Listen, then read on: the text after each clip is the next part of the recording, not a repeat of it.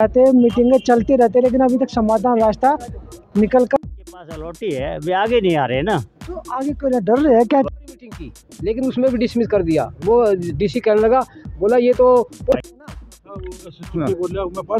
हाँ, एसएचओ बोलते हैं। हाँ, सभी बहुजन समाज के लोग हैं, लेकिन संविधान में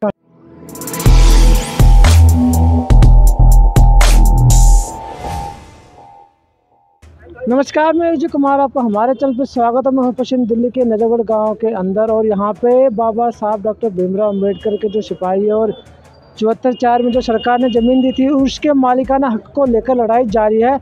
और दिल्ली के अलग अलग गाँव में पंचायतें मीटिंगें चलती रहती है, लेकिन अभी तक समाधान रास्ता निकल कर नहीं आया। पूरा मामला क्या है जानने की कोशिश करते। गाँव के लोग यहाँ पे मौजूद है, एक एक करके पूछते हैं जी क्यों इकट्ठे हुए आप लोग यहाँ? मेरा नाम हरी सिंह, मैं नसीरपुर गांव से। हाँ, ये जो 1974 में आ जाओ 1974 में नसीरपुर गांव में एक 20 सूत्री कार्यक्रम बना करके भूमिहीनों को ज़मीन अलॉट की गई थी, रेजिडेंशियल प्लॉट अलॉट किए गए थे। तो जो एक एकड़ ज़मीन तकरीबन 6800 दिल्ली देहात में दी गई थी, उसका आज तक कुछ लोग जो तेज तर्रार थे वो उनके मालिक बन गए, भूमिधर बन गए, लेकिन 90% आसामी हैं और उनकी ज़मीनों को डीडीए ऑर्गेनाइज बता कर उस ज़मीनों को हड़प रही है। तो उसके बचाव के लिए हमारी आवाज़ पूरे ऑफिसरान या जो भी प्रशासनिक अधिकारी है, एलजी है या एसडीएम है, जो भी उन सब तक पहुंचाई जाए कि ये जो अलॉटी ज़मीन है जिस पर भूमिहीन को जो 1974 से बैठे खेतीबाड़ी करते आ रहे हैं, उनको कैसे डेमोलिशन करके उनका कब्जा कर रही है, उसके समाधान के लिए आज ये नजफगढ़ में पंचायत की गई है। नजफगढ़ ब्लॉक और कंजावला ब्लॉक के लोगों द्वारा। तो फिर आप आगे करोगे क्या? जो मीटिंग आप लोगों ने भी केस में क्या मतलब डिसीजन निकल के आया? पंचायत फैसला करेगी अब कि भाई हमने एलजी का घेराव करना है या एलएम का घेराव करना है। जो उनको भी ज्ञापन भी दे चुके हैं, हम पहले भी बता चुके हैं, लेकिन उसके बावजूद भी तीसरे दिन पुलिस को लेके खड़े हो जाए जमीनों पे कब्जा करने के लिए। जमीनों पे कब्जा करने नहीं कर लिए, कर लिया। हाँ, कुछ लोगों की जमीनें कागज तो होंगे आप लोगों के सब कुछ है, फर्दे हमारे पास, खतौनी हमारे पास, अलॉटमेंट हमारे पास, सब कुछ होने के बावजूद भी वो आ जाते हैं, ले जाते। और हाई कोर्ट का हाई कोर्ट का भी ऑर्डर है, फिर भी नहीं मानते। भूमि को बंजर बताते हैं और बंजर लिखते हैं, भूमि को बंजर लिखते हैं। गेहूँ गेहूँ बोलते हैं हम, और फिर वो बंजर दिखाते हैं उसको बंजर दिखाते हैं, पटवारी उसको नहीं करता, जबकि उसको डायरेक्शन है। बताओ सर, थोड़ा बताए, डिटेल में बताइए मामला क्या कहानी चल रही है, बता दो, आप बताओ। ऐसा है, 1974 में इंदिरा शासन के दौरान में भूमिहीन जो भी कोई गरीब था, उनके लिए जीवन निर्वाह करने के लिए, मतलब उसका स्टैंडर्ड करने के लिए 1 एकड़ प्रति परिवार ज़मीन दी और पट्टे पे दी थी 5 साल के लिए, ताकि ये ठीक कर ले और इसको सुधार करके 5 साल के बाद इसको पक्का कर दिया जाएगा, मालिकाना पक्का कर दिया जाएगा। लेकिन अब ये इतने कुछ आदमियों को पक्का कर दिया, बाकी सब के सब कोर्टों में केस चल रहे हैं जिसका कोई फैसला नहीं हुआ। तो 2017 से लेके अब शहरीकरण हो गया। अब ये ज़मीन शहरीकरण होने के बाद डीडीए के कंट्रोल में चली जाती है। तो दिल्ली सरकार ने ज़मीन को डीडीए के अंदर दे दिया, लेकिन फिजिकल कब्जा नहीं दिया। नहीं, डीडीए दिल्ली सरकार के अंडर में कहाँ आती है? दिल्ली सरकार ने ग्राम सभा ज़मीन का कब्जा सेंटर को दे दिया। ग्राम सभा की ज़मीन दी है? हाँ, सब सारी ज़मीन तो दिल्ली सरकार के अंडर में ज़मीन तो सारी दे दी, लेकिन ग्राम सभा की ज़मीन ट्रांसफ़र कर दी। जब ट्रांसफ़र कर दी तो ये ज़मीनों का जो 74 का केस बनता था भूमिधर का, वो ख़त्म हो गया। अब वो ख़त्म हो गया तो इसकी जो मालिकाना हक की या नियमित करने की वो चाल चल रही है। अब इसको कैसे किया जाए, ये सरकार एलजी के हाथ में ये कैसे करता है।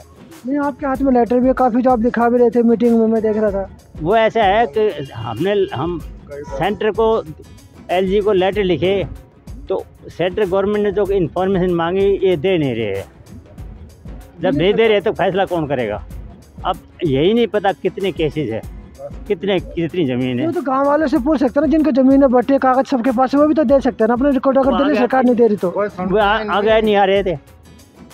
वो जिसके पास अलॉटी है वे आगे नहीं आ रहे ना, तो आगे क्यों डर रहे हैं? क्या कहानी? अब ये देखे नहीं है, वो आए तो हल हो जाए। अब हमें ये पता लगे 7,000 केस है, 10,000 केस है, तो 10,000 में 5,000 आएंगे तो अपने आप हल हो जाएगी समस्या। 5,000 तो होंगे लोग, ज़्यादा हो सकते हैं लेकिन ये इकट्ठे तो नहीं होते। ये ऐसा होता ना जो कि आम आदमी तो खैर ऐसा होता कि आम आदमी गरीब तबका जो नहीं निकल पाता अपने काम की वजह से, तो उसके लिए जैसे विधायक होते हैं, सांसद होते हैं, निगम पार्षद होते हैं, और हर घर में आजकल नेता भी बैठे हुए, तो वे भी तो कर सकते हैं इन चीज़ों को भी, लोगों को इकट्ठा करके कागज। ये किसी चुने हुए आदमी का काम नहीं है, ये तो जिसको ज़मीन मिली है उसका है। वो रोए जाके आगे मेरे साथ क्या हो रहा है। अलॉटी को खुद अपना दुख बताना पड़ेगा ऊपर। जब अलॉटी जिसको ज़मीन मिली है वो आगे नहीं बताएगा तो क्या पता लगेगा एमएलए को या किसी को? क्या पता लगेगा? कई जगह पंचायत हुई है, काफ़ी लोग आए पंचायतों में, तो कई बार पंचायतें होती है लेकिन फिर आदमी बीच में भूल जाते हैं। जैसे बाबा साहब कहते सो गए। अब हमें जब ये एमएलए के पास जाते हैं अलॉटी, अगली हमारी ज़मीन को रेगुलाइज करवा दो, या एलजी से मिल लो, या डीएम से मिल लो। चलो, हमारे जो गुलाब सिंह ने है ना, एक बारी मीटिंग की थी इसमें कापसेड़ा, अब भाई वो रेवेन्यू का वो बनाया चेयरमैन, लेकिन खाली मीटिंग करके और उसको ये कहा देखेंगे, लेकिन उसके बाद ख़त्म, कोई एक्शन नहीं लिया। ये चाहता ही नहीं है, हमारा जो यहाँ का है विधायक, वो नहीं चाहता कि भाई ये रेगुलर हो जाए। अगर वो चेयरमैन भी बना दिया दिस टाइम रेवेन्यू का, तो वो चाहता था ना।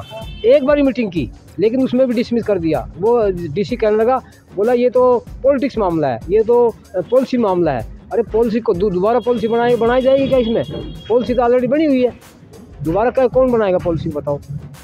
अच्छा, मैं ये जानना चाहता है कि खरूपुर की सरकार है या जो बैठे अधिकारी वे तो करेंगे नहीं इस काम को जो है देखा जा रहा है, तो आप लोग अपने लेवल पे किस तरह से समाधान चाहते हो कि आप लोगों को मालिकाना हक मिल जाए? कोई रास्ता आप लोगों ने निकाला अभी तक? इसका रास्ता यही है, पहला रास्ता है जिसके 74 के केस कैंसिल हो गए वो कोर्ट में जाए। अगर डीडी उस पर कुछ और एक्शन लेती है तो वो सेशन कोर्ट में जाए। और जितने भी आदमी और अभी है उनको सबको एप्लीकेशन दे के एलजी को एप्लीकेशन दे, 1000-2000 एप्लीकेशन जाएगी तो सरकार अपने आप आँख खुल जाएगी। कम से कम 2000 एप्लीकेशन एलजी के पास जाए तो वो जब ढेर लगेगा और नीचे जाएगी तो पता लगेगा भाई वाकई में कोई डिमांड है। 3 महीने बाद चुनाव भी तो आ रहा है और पश्चिम जिला तो बहुत बड़ा, एक लोकसभा पूरी की सीट घेर लेके बैठा, तो कि साथ नहीं खड़ा सकते। चुनाव तो कई बार 10 बार चुनाव हो लिए, चुनाव से चलते रहते हैं। हाँ, चुनाव में तो वादा कर लेते हैं, उसके बाद चुनाव से कोई नहीं, इसका चुनाव से कोई मतलब नहीं है। सतपाल धानक जी, दिल्ली प्रदेश सचिव हूँ भीम आर्मी से। तो इनका मामला को सॉर्ट आउट कैसे कराओगे आप लोग? हम लोग कैसे सॉर्ट आउट करेंगे जी, हम इसमें अभी फ़िलहाल तो एलएम डिपार्टमेंट का घेराव करेंगे और उसको ज्ञापन देने का काम करेंगे। कब करेंगे? ये 20 तारीख को करेंगे जी, 20 फरवरी को। हाँ जी, और उसमें कहा जाएगा जी जो भी ज़मीनें हैं 74 की जो ज़मीनें हैं उनमें सभी ज़मीनों पे केस हैं, अभी डिसाइड कहीं से भी नहीं हुआ, और उससे पहले ज़मीनों को छीनने का काम डीडीए या दिल्ली सरकार करती है। एमएलए करते हैं जी, सांसद करते हैं जी, लेकिन सामने कोई भी नहीं आता। सामने करते हैं एक अधिकारी को, और जब अधिकारी को सामने करते हैं तो अधिकारी सिर्फ विदाउट इंटीमेशन दिए, विदाउट नोटिस दिए जाके ज़मीन पे खड़े हो जाते हैं और ज़मीन पे डेमोलिशन करने का काम करते हैं। तो इनको वही बताने, पेपर्स तो इनके पास है, पेपर्स तो दिखा सकते हैं ना।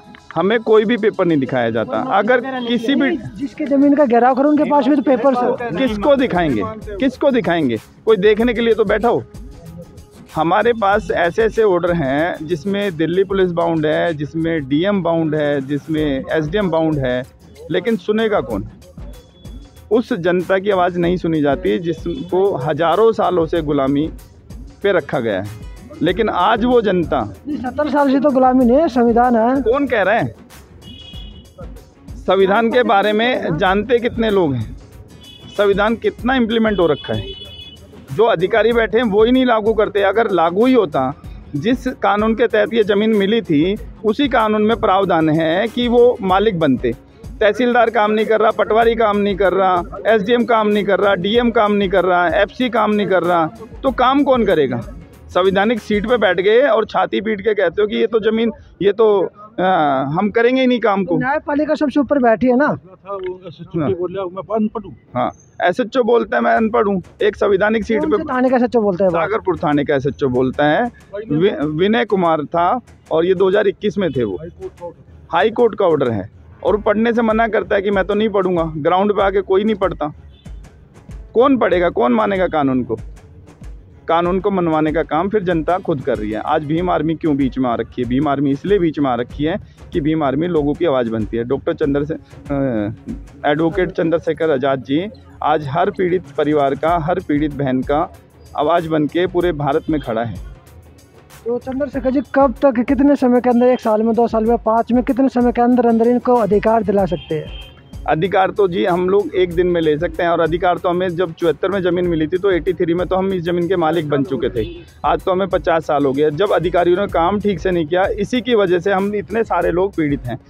पीढ़ी शुरू हुई आज 50 साल में बुजुर्ग हो गए। पूछ रहा था कि चंद्रशेखर जी कितने समय में इनको अधिकार दिला देंगे? चंद्रशेखर आजाद जिस दिन इस आवाज़ को बुलंद करेंगे उसके बाद में आप खुद ही देख लेना कि कितने टाइम में इन लोगों को रिलीफ मिल चुका है। ये सारे बहुजन समाज के लोग हैं? नहीं, SC ST OBC सभी समाज के लोग हैं। OBC हाँ, सभी बहुजन समाज के लोग हैं, लेकिन संवैधानिक तरीके से SC ST OBC में आते हैं जी। अरे मैं ये कह रहा हूँ कि भाई तहसीलदार पटवारी मौके पाते हैं और बंदर दिखाते हैं। और जब उनको कहते हैं ना अग भाई फसल खड़ी रहती है, अग भाई ये देखो भाई फसल खड़ी है, तो वो बोलते हैं अग हम हाई कोर्ट से ऊपर है। इस चीज़ की मेरे पास रिकॉर्डिंग भी है और मैंने वो भी बना रखी है, क्लिप बना रखी है कि भाई। और तो वे जो कहते हैं बोले नहीं, DDA के मेंबर आते हैं, हर आदमी आकर सर्वे कर जाता है और वह फिर हर 6 महीने हम उनको एप्लीकेशन दे के दिखाते हैं अगवे आज की तारीख में हमने ये फ़ोटो करवाया है, फसल है, वीडियो फिल्म भी बना के दे देते हैं। पर फिर भी वो कहते हैं कि नहीं हम नहीं मानते इस चीज़, बंदर दिखाते भी हैं तो नाजायज काबिज उसमें लिखते हैं, पेपर लगा के भी फोटो भेजिए। 22 फरवरी को घेराव करोगे ना? 20 फरवरी को घेराव करेंगे। और जो चुनाव आ रहा है, LG का चुनाव नहीं आ रहा जी, चुनाव तो घेराव तो हम LM डिपार्टमेंट का करेंगे, सेक्टर 6 में है जी। लेकिन जब तक सरकार 74-4 के मुद्दे पे क्लियर नहीं करेगी तो ये दिल्ली देहात की जनता हर नेता को ये बताना चाहेगी कि जब तक हमारे 74-4 की ज़मीन के मैटर क्लियर नहीं होंगे तब तक वोट कैसे, तुम हमारी वोट से राजपाट तुम करते हो लेकिन हमारी बात को नहीं उठाते, हमारी बात को ही क्लियर नहीं कर रहे। अब हम सिर्फ नोटा पे वोट डालने का काम करेंगे और मैं नहीं, ये दिल्ली वोट खराब हो जाएगा ना? वोट खराब हो जाएगा। वोट खराब नहीं होगा जी। वोट तेरी पार्टी उनको दे दो। क्यों देंगे पार्टी को वोट? सब पार्टी ऐसा कर रही है। जब तक कोई 74-4 का मुद्दे पे बात नहीं करेगा हम किसी को वोट डालने का काम नहीं करेंगे, इलेक्शन को रद्द कराने का काम करेंगे। तो ये थे गांव के लोग, बहुजन समाज के लोग, भारी दिल्ली के लोग, जो उनके 74-4 का मैटर ख़त्म हो चुका है लेकिन अभी भी मालिकाना हक इनको मिला नहीं है। उसको लेके 20 तारीख को ये घेराव करेंगे और अपनी बात को मजबूत करने के लिए आने वाले चुनाव में अपनी वोट को जो है नोटा पे डालेंगे। एक तरह से वोट किसी भी पार्टी को नहीं जाएगी और पश्चिम दिल्ली में से जब वोट नहीं जाएगी तो सरकार को नुकसान होगा। तो मैं विजय कुमार पुनिया, मुझे दीजिए इजाज़त। धन्यवाद। और वीडियो को शेयर कीजिए, लोगों तक ज़रूर पहुँचाए ताकि गरीबों की और मजलूम लोगों की आवाज़ जो है प्रत्येक व्यक्ति के कानून में पहुँचे और दिल में पहुँचे और दिमाग में पहुँचे। तो मुझे दीजिए इजाज़त। धन्यवाद।